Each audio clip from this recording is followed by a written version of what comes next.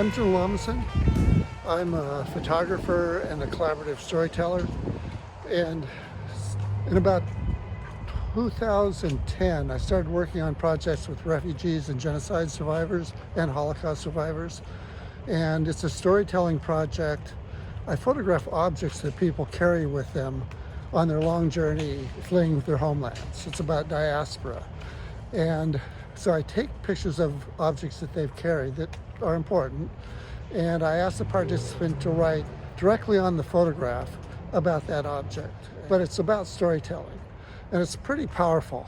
And so in the beginning of 2023, I started doing a new project with Portland's Unhoused community.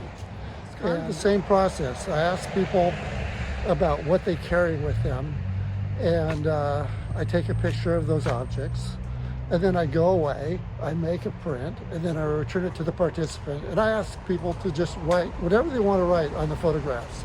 And the stories are powerful, they're human, they're revealing, and I think the biggest takeaway is that if a few circumstances changed in any of our lives, we might find ourselves homeless.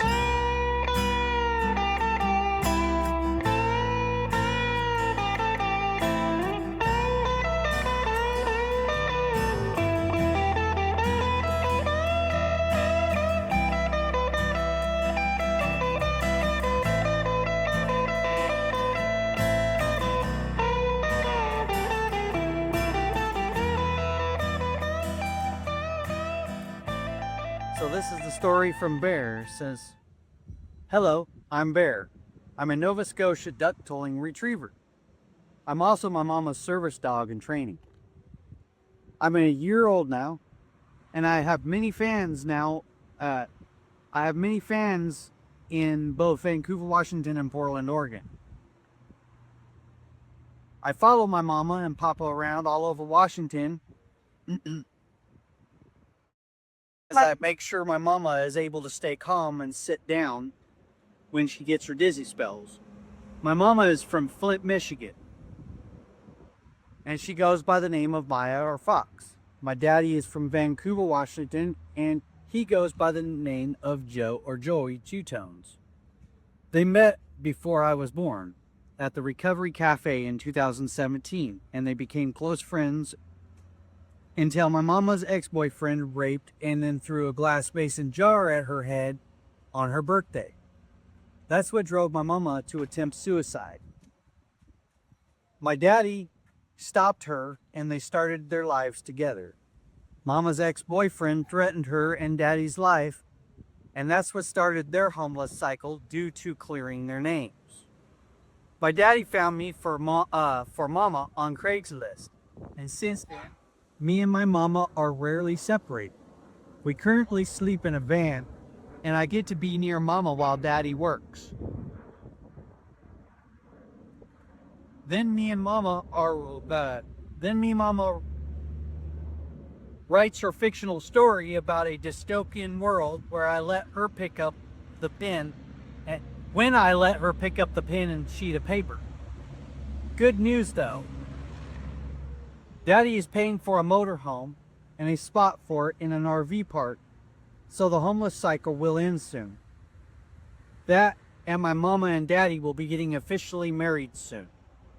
I've seen daddy looking at rings, and they're talking about this year. I'm so excited. Tail wags. Mama and daddy are happy. Yay! So this is a little message that I wrote for a lot of the people suffering with drug and alcohol issues out here on the streets. This is Bear's daddy. I struggled with drug addiction for 12 years. I've been sober now for 14 years. It was hard, but with good people and a great wife, you too can succeed. It will not be easy, but you too can have a good life. We love all of you and wish you all a happy and successful life. I hope this message serves you well on your road to success. God bless. This is Bear's mama. I have fought homelessness for over 11 years now. and many of it is due to job loss. As you read through Bear's story and Bear's writing, it is easy. Life is not easy, but it is livable, even through depression. Stay strong, you got this. Keep on keeping on.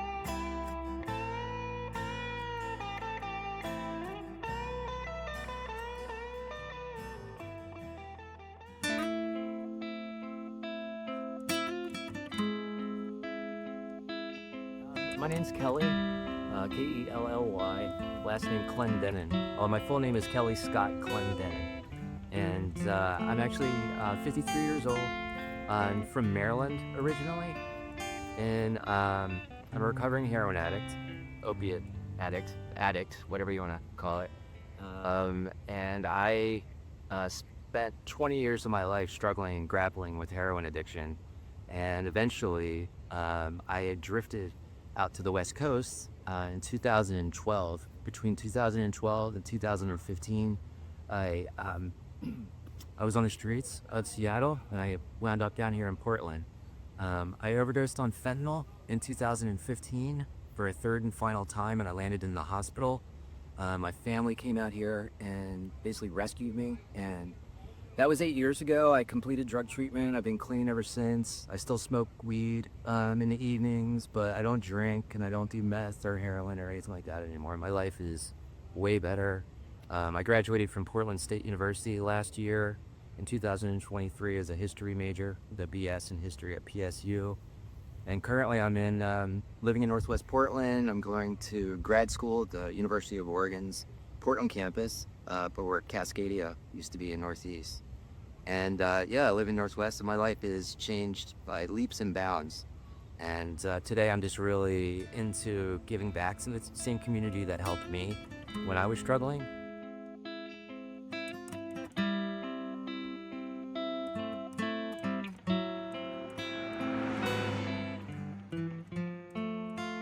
In 2019, I was released from Columbia River, where I did a year for a property crime charge that I committed when I was on the streets in 2013. So I had to go to prison in Columbia River. And then, so in 2019, in the winter of 2019, around this time actually, in November of 2019, I was released to the streets. And I had to go through a program called Bridges of Change, a work release program, and then a halfway house called Bridges of Change. And it was very important for me to get involved with a church, a local church or organization. Didn't have to be a church, but some positive force in the community where I could volunteer my time and give back. And so I found First Unitarian Church in 2019, and I began doing homeless outreach on the streets, just really basic stuff, handing out water, that sort of thing. And I was in college and at PSU, and I was in my senior year at PSU in 2023, and I had to pick a project for my senior capstone. And someone told me about a woman named Dana Buell at First Unitarian who also had time to give to a project. She was looking to implement a new project, helping the homeless at First Unitarian. And so Dana and I started working together in 2023 to begin work for the shower project, 13 Salmon Shower Project. We received some grants, and we planned for about a year, and we opened our doors in January of 2024. And for me, it's just a way of giving back to people like me, who were like me on the streets when I was on the streets. I'm just so grateful for being given the opportunity to live through several overdoses and a life on the streets, that I want to give back. That I feel a responsibility to give back, because a lot of the people that I met that were like me didn't have family like I did to help them out and send them to treatment and buy them clothes and food and that sort of thing. So I feel like I was given every advantage. So I just wanted to give back.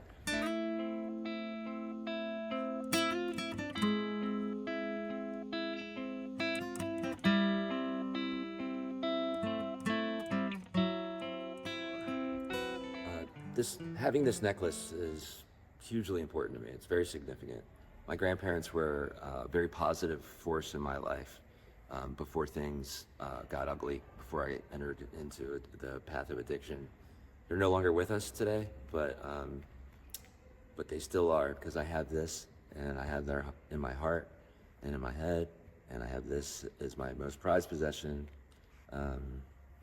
Doesn't matter how valuable it is monetarily, to me it's priceless, and it represents the love that that my family and I have shared, and the love that they instilled in me. And yeah, it's just very significant that they would give me something like that important. I know that this is, my grandparents were really important to my mom, and for her to give this to me was a big deal. It really told me I was on the right path. This is basically about the journey, a full circle journey that I made, starting in Maryland and working my way around to Portland. And I'll begin at the beginning. The first section is called The Age of Innocence. My journey began in Maryland, in the suburbs of Baltimore, where my little sister Jessica and I were showered with much love by our small but tight-knit family. My grandparents were a hugely positive influence on us. My grandmother, Helen, a lifelong school teacher, gave this gold necklace to our grandfather, Bill, for their 50th wedding anniversary. It symbolizes the love they shared for the majority of their long lives. It also reminds me of the innocence of my youth, before things in my life turned ugly. I love them very, very much. The next section is called Troubled Waters. Once I hit puberty, the problems started. At 12, I started liking girls, smoking pot, and tripping on acid. My grades in school plummeted, and I was sent by my parents to my first rehab at age 14. It was the first of what would be many failed attempts at getting clean. The next section is called Over the Edge. At age 30, my addiction issues took a turn for the worse. Like millions of others during this period, in the 1990s in America, I got hooked on pain pills, and when they ran out, I began sniffing heroin. Then I began using needles, which began a 15-year odyssey that included 3 stints in prisons in 3 different states. My life was in shambles, and I burned all of my bridges with my family because I had stolen from them to feed my habit. The next section is called Throwing in the Towel. One day in 2012, I decided to leave Baltimore, hop on Amtrak, and move to Seattle, where I could escape my problems and live life off the grid. This was the first time I experienced true homelessness. I lived on the streets around the Pike Place Market, hustling to get by, and as terrible as it was often exciting, and I formed bonds with many of the people that I met on the streets. The next section is called Portland. Eventually, I drifted down to Portland, where I spent 3 more years grappling with my addiction, living on the streets, out of touch with my family.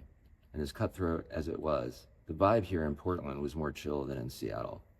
I met some amazing, kind, intelligent people on the streets. But life was hell, and eventually I overdosed on fentanyl and landed myself in the hospital. My mother flew in from Maryland and rescued me off the streets, and I entered treatment, and it finally stuck. And then the last section is called Rebirth. Today I have almost 9 years clean and sober, and for my 2nd anniversary, my mom gave me my grandfather's necklace, which was a huge deal for me. It symbolizes the trust I earned back from my family and the love that we all share. Today it's my most cherished item. In 2023, I somehow graduated from Portland State, and in 2025, I'm set to graduate with a master's from the University of Oregon. Never in a million years did I think any of this would be possible. If I can do it, anyone can. Today, I'm on a mission to give back to the same community here in Portland that helped me when I was at my worst. Never give up.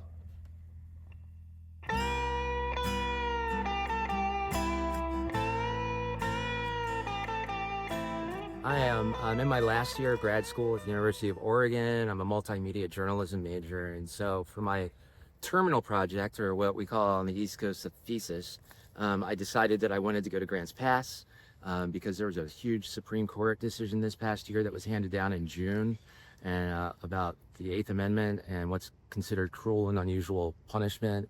Is it should be okay for the city to push people out that are camping out in their public parks without providing them with any other shelter space. or any beds anywhere else. And that's what they've been doing. So they just basically got free license to continue with that and push people out.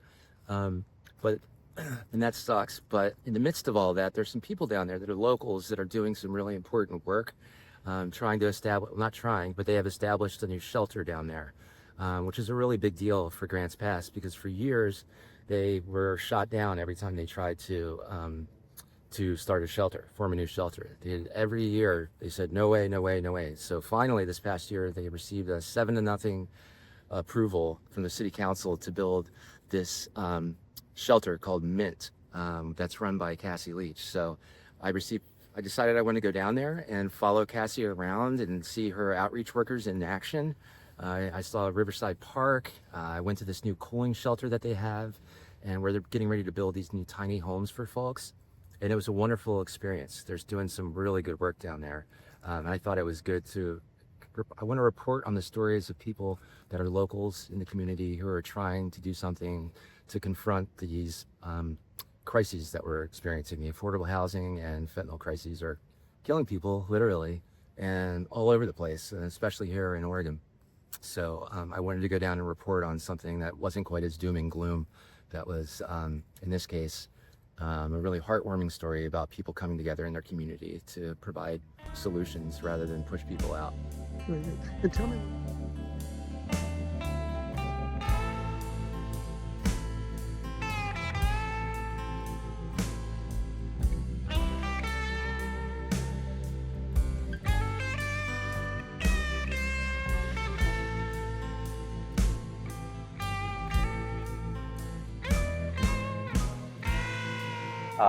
when I first came here 12 years ago and started sleeping outside this colonnade with some acquaintances and friends that were the remnants of the Occupy Portland movement, we come inside and learn that this building and the county commission building across the street have sort of a shared powerlessness, except they can spend money. And I've seen different budget reports and reviews of budgets and analysis, and amounts of money grow, but I haven't seen a matching growth in solutions for the people I see and eat with at Blanchet House and other places. And I think part of that is because as citizens, we have so much going on in our lives that we don't really have enough awareness of what's going on and not going on with these two power structures, the city, the county, that are supposedly spending our money to do help on our behalf. Quite an experience with ups and downs, being a fellow neighbor with homeless people and sleeping outside. A lot of times we hear the phrasing that you too could be the next homeless person if you just have a little financial glitch. But that doesn't really do justice to the people who have had lifelong or sudden new struggles with severe mental illness or something other than just a financial glitch that has kept them what they like to call chronically homeless, as I was for years. And so as homeless people, we live beside some of the most extreme cases that everyone has a little bit of fear about. But we also have other people who are sometimes seem to be more compassionate and softer than the average person that's had a successful life indoors. And it's very questionable how well the systems, organizations, nonprofits we set up to solve homelessness or end homelessness are really able to address the differences among us. And so, we've all heard the phrase "school of hard knocks," and we now know there's, a bigger number of more thousands of homeless and unhoused people than we thought there were, and many of them have graduate degrees from the School of Hard Knocks. And we learn different things about central city concern or transition projects, and who's having success and not having success at helping people. And the most comfortable places are the ones that aren't burdened with like the hardest work of getting you into housing. So as I've become what the system will tell you is a success story, which is really just like winning the lottery is a success story. It's not so much anything I did except having some moments of high function and connecting with people who got lucky with the applications we submitted.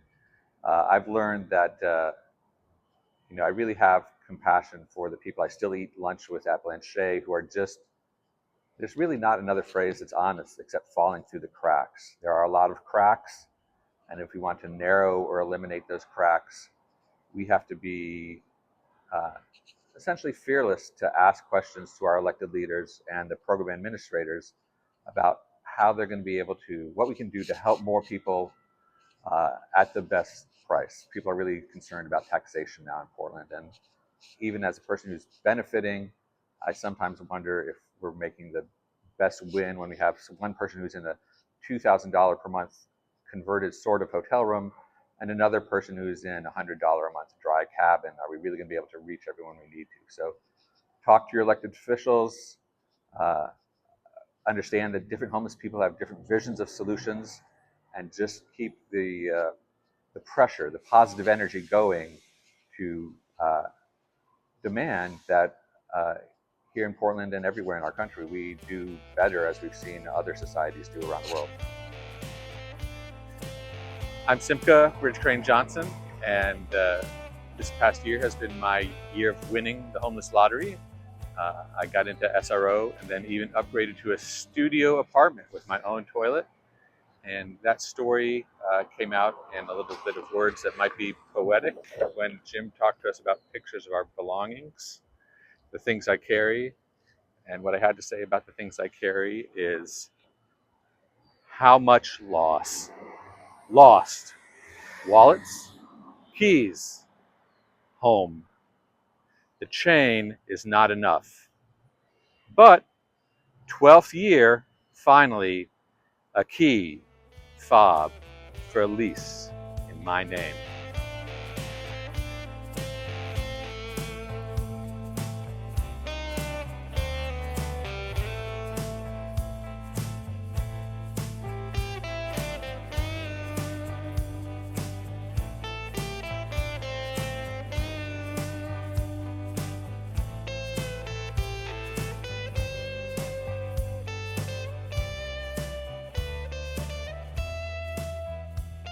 The cutting board is something that I've held on to for the last, forever. But the importance of it really was in the last 8 years. I was houseless, homeless, and even though I gave away everything I owned, I literally left my life on the streets of Portland, here, there, and everywhere. I held on to a few things that were sacred and really personal to me. A few pictures, some knickknacks, and the cutting board. And no matter where I lived while I was homeless, the cutting board was always packed away. But I never wanted to live my life like a homeless person. I never wanted to have this idea of prescribing myself to this lifestyle. I always lived as though I just lived off grid. I lived in a lot. But when I lost my husband 2 years ago, I realized that all the safety that I had been afforded as a woman being homeless was gone, and it became apparent to me that I really needed to seek housing on a serious level. I'm proud to say that my cutting board now hangs on the wall in my kitchen again.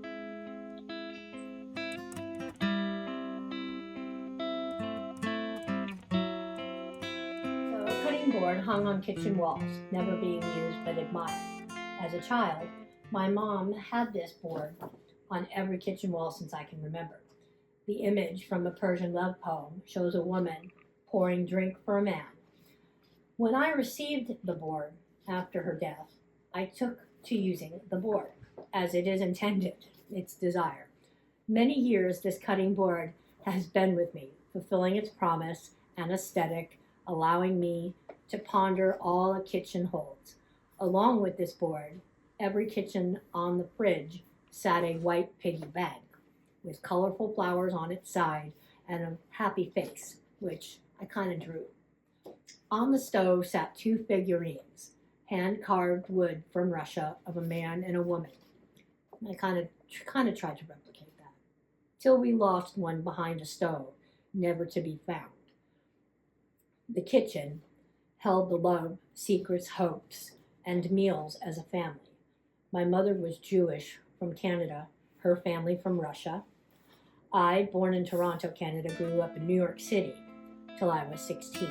I left home to experience the world, only to find out when I became a parent how important the things seen as ritual are truly important.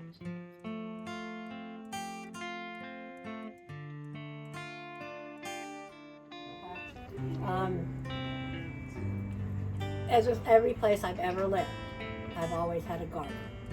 This is no exception.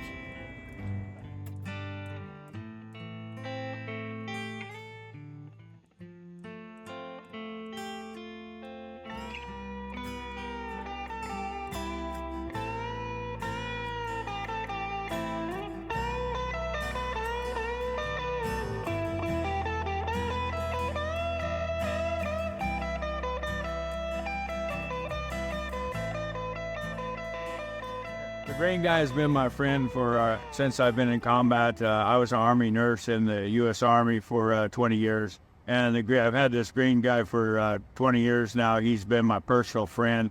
When I see battle scars on the battlefield and trauma and wounds from soldiers, I turn to my friend here while I can hold on to him and gain insight into my life and help me be able to be stronger and be able to take care of the soldiers that are injured and everything.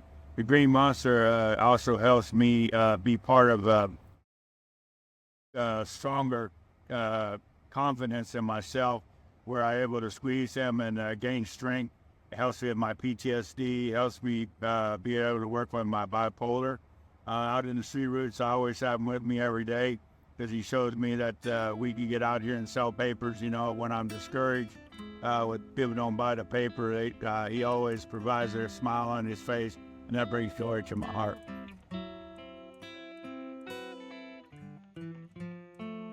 Now I'm going to read what I wrote about Gumby. This is the great friend who I have in combat and peace. With me when I was homeless in Troutdale, Oregon, when I was sad or depressed, I turned to my only friend. He always had a smile on his face. My green friend served 2 tours Iraq and 1 Afghanistan as an Army nurse for the country. The stuffed animal serves multiple purposes. He waves at me when I am sad or depressed or just having a bad day or lonely. I love the red eyes on his face. He is so much full of positive energy. He is with me when I sell street route papers. Hello, my green friend. You are a special keepsake in my life. I wish I could share him with somebody, but I keep it yours, mine forever. Green symbolizes peace. I try to develop peace in my life and share an abundance of joy in all I do. I am so grateful for what my higher power has given me.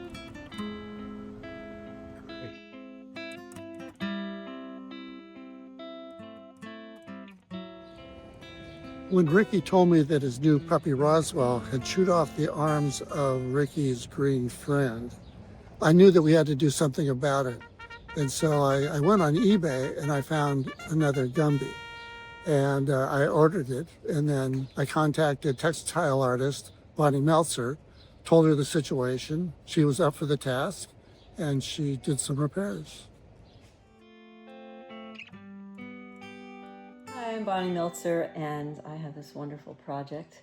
I'm a fiber artist and sculptor, and I need to repair this Gumby for Ricky Wagner. And this is his very special Gumby that has been with him, and I'm going to take the arms of this new Gumby and replace them. He's going to have a little surgery, but I am also an expert in visible mending, which means the stitches show, so they can be quite decorative or just visible in a subtle way.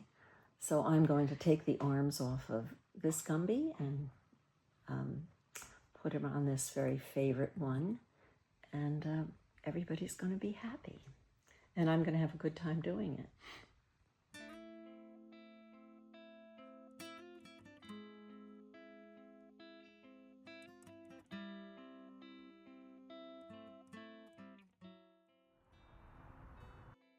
I'm Ricky Wagner, and I want to thank Bonnie Meltzer for helping me get my Gumby back to the working order again. He was chewed off by my dog Roswell, and I just thankful for all you do, Bonnie, in helping me get things back to normal. He was with me in Afghanistan, and thank you for all you do, and most great.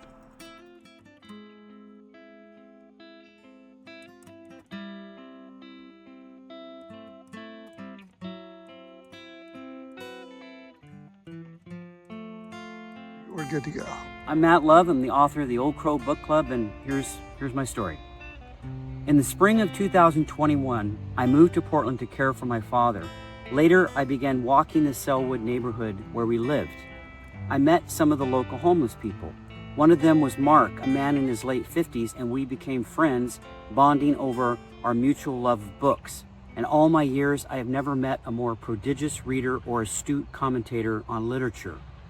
Mark and I founded the Old Crow Book Club with several other homeless people, set up a salon sidewalk, and began discussing books, often with belts of Old Crow, a rot gut whiskey. These were the best conversations about literature I've ever had. In due course, I tried to get Mark into housing, and it proved the most frustrating experience of my Oregon life, and not because of anything Mark did or didn't do. It was a maze of molasses bureaucracies, and I chronicled this story on a Substack newsletter called The New American Diaspora. 2 years later, I published a fuller account in a book called The Old Crow Book Club and distributed almost exclusively via street libraries in Portland. This novel method led me to discover the most rewarding readership of my writing career and eventually led to Mark getting into housing.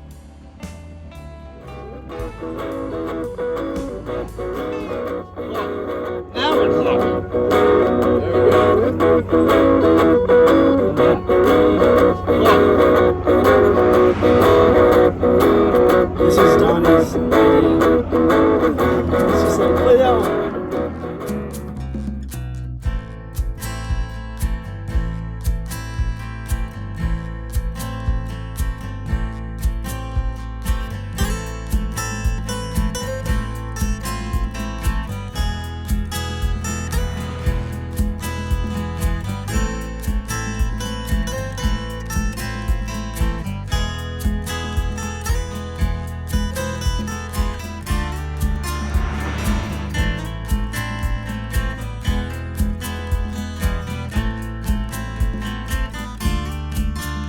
Okay, I'm finally graduating. I'm happy to announce that I'm graduating on June the 16th, next month, on Monday at 4, down in Eugene. I'm super excited. I'm very happy. My family's flying in from out of town, and they're going to be there to see me walk. So yeah, I'm just really happy and super grateful for all the people that helped me get this far.